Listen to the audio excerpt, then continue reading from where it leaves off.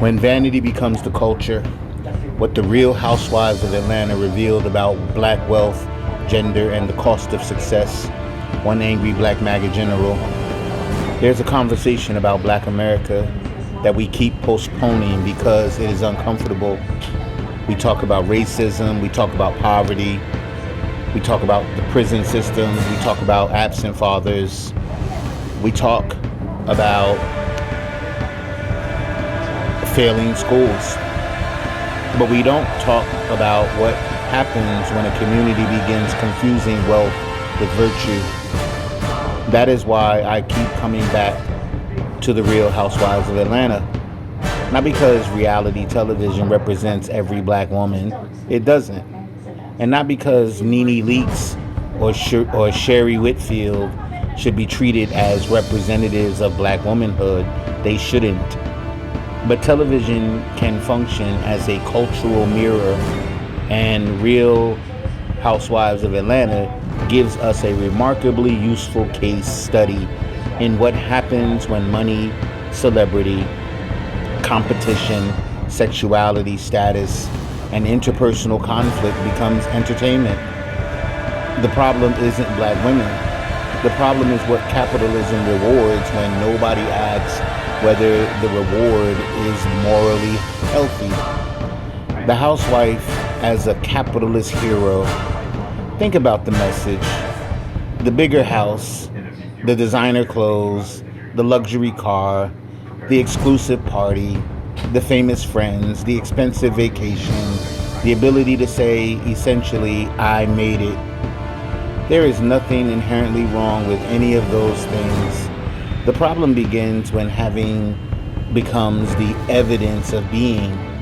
The wealthy person is assumed to be successful because she is wealthy. The famous person is assumed to be important because she is famous. The beautiful person is assumed to be valuable because she is beautiful. And eventually the moral question disappears. What kind of person are you becoming? That is where vainglory enters. Again, St. Thomas Aquinas warned about the disorder of seeking human glory as an end in itself. The Real Housewives of Atlanta sometimes looks like an entire economic ecosystem built around precisely that temptation. Nene and Cherie. Nene Leakes became one of reality television's most recognizable personalities. Her enormous personality, entrepreneurial ambitions, humor, and ability to generate memorable television made her a star. And her conflicts with Sheree Whitfield became part of the show's mythology. Their relationship repeatedly demonstrated how quickly friendship could become competition, and how quickly competition could become spectacle. Bravo itself has documented their deteriorating relationship and their repeated conflicts. Consider the famous Tyrone Gilliam's storyline. Nene questioned Cherie's relationship with him, eventually calling him a criminal and saying she wanted no association with him. Cherie's relationship history itself became part of the entertainment product. From her former marriage to Bob Whitfield and her relationship with Tyrone Gilliams and later Martell Holt. And there was Nene's famous explosion during an earlier conflict involving Cherie and Tyrone. I am very rich, bitch. That moment became television history. But listen to what the sentence represents. Not, I am a good mother. Not, I built something that strengthened my neighborhood. Not, I helped another black family escape poverty. I am very rich. The money itself becomes the argument. And that is precisely the cultural problem I am trying to expose. But let's not blame the women. Here is where I depart from the simplistic version of this argument. I refuse to blame black women for everything wrong with black America. That is intellectually lazy.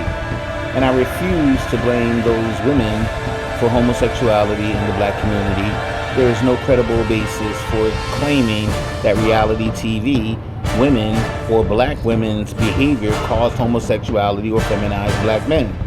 That is not a serious sociological argument. What is worth examining is the way both men and women can participate in a culture where masculinity and femininity become performances for money, attention, and status. Men can become simps. Women can become status competitors. Children can become brands.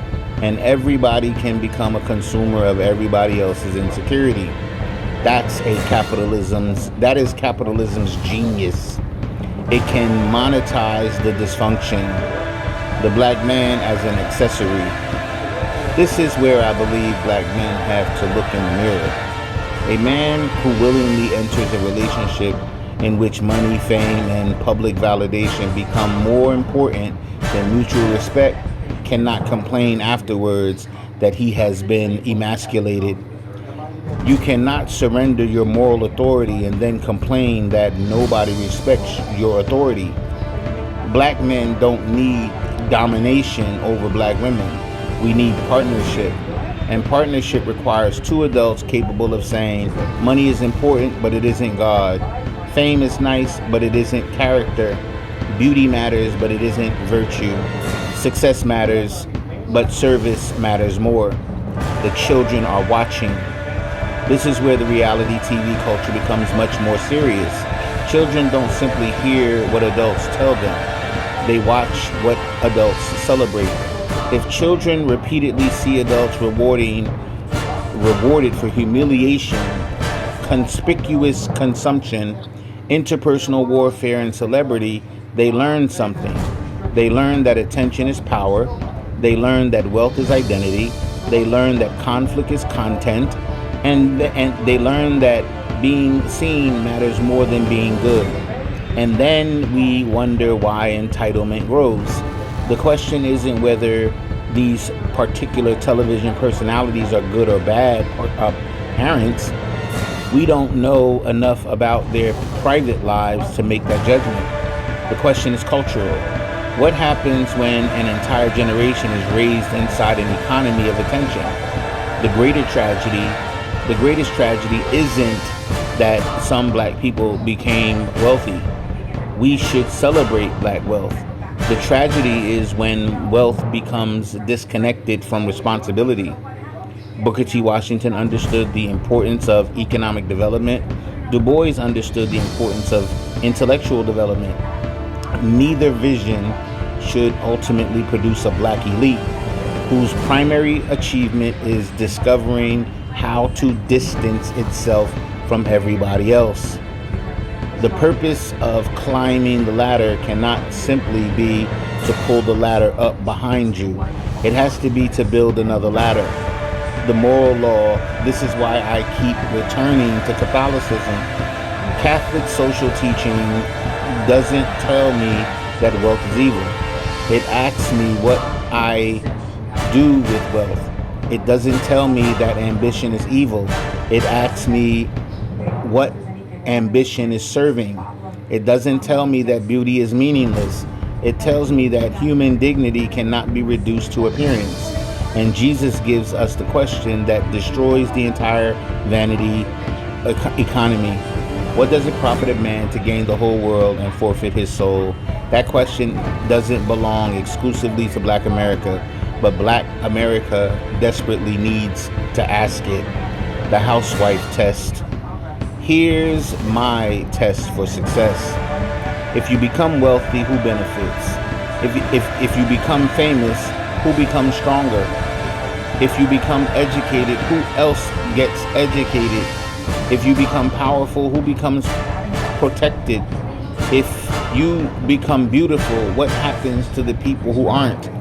If you become successful, do you become more generous or merely more expensive? Because the ultimate measure of Black advancement cannot be, look how far I got. It must be, look how many people I brought with me. The final word, I don't hate the Real Housewives of Atlanta. I actually think its greatest value may be that it accidentally became a sociological document. It showed us what happens when black success becomes entertainment. It showed us how easily friendship can become competition. It showed us how capitalism can transform personality into product. It showed us how men and women can both become trapped inside performances of status. And it showed us something we desperately need to remember. A culture can become wealthy and still become spiritually poor. The answer isn't to take money away from black people. The answer isn't to silence black women. The answer isn't to demonize black men. The answer is moral formation. We need black fathers who understand responsibility, black mothers who understand that raising children is more important than raising brands, black entrepreneurs who reinvest, black professionals who mentor, black artists who understand that a microphone is a moral responsibility, black churches that discipline instead of merely entertain, and black men and women who understand that love is greater than lifestyle. Because the most dangerous poverty isn't the poverty of the bank account, it's the poverty of the soul, and no mansion can hide that forever. One angry black MAGA general signing out. Peace.